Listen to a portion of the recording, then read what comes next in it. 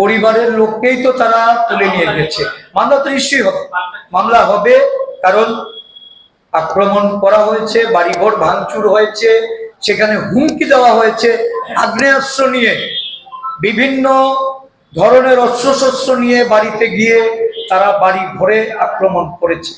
তার মা বলা হয়েছে যে শাহজাহানকে খুন করা হবে, হুমকির মুখে এখন তাদের পরিবার। তো স্বাভাবিকভাবেই সেখানে মামলা হবে। তার বাবা এখন তাদের কাস্টডিতে আছে। তার বাবা যখনই সেখান থেকে বেরোবে মামলা আমরা করব। আরো অদ্ভুত ব্যাপার কি, এত কিছুর পরে মামলা কিন্তু হয়নি। শাহজাহান বাবুর বক্তব্যে যদি কেউ আহত হয়ে থাকে বা এটা যদি অসাংবিধানিক হয়ে থাকে তাহলে তো মামলা হতে পারত।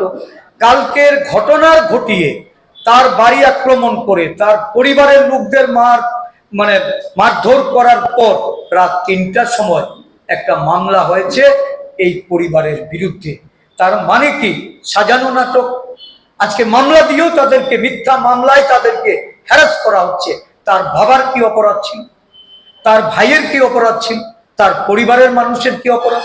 তাদেরকে থানায় তুলে নিয়ে আসা হয়েছে কি কারণে?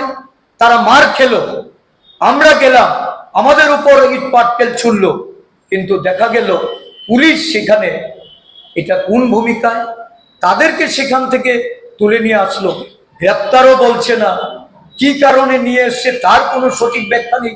আমাদের উকিল বাবুরা, আমাদের পার্টির যারা লিগ্যাল সেলে আছেন, আমাদের সাধারণ সম্পাদক, উনি আইনজীবী, আমাদের অন্যান্য আইনজীবীরা, তারা আজকে থানা পুলিশ কর্তৃপক্ষের সঙ্গে বারংবার যোগাযোগ করেও তারা কোনো সঠিক কিছু তথ্য পাচ্ছেন না, তাদের কোনো বক্তব্য পাচ্ছেন না।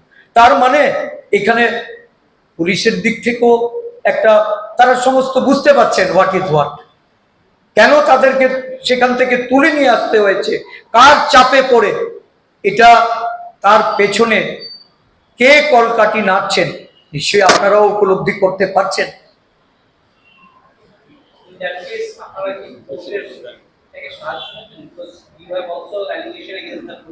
আমরা আমাদের সর্বভারতীয় নেতৃত্বের প্রতি এই বিষয়গুলি আমরা তাদের গোচরে নিয়েছি। আমরা আশা করছি সর্বভারতীয় ক্ষেত্রে একটা পদক্ষেপ গ্রহণ করা হবে এবং এই বিষয় নিয়ে আমরা এর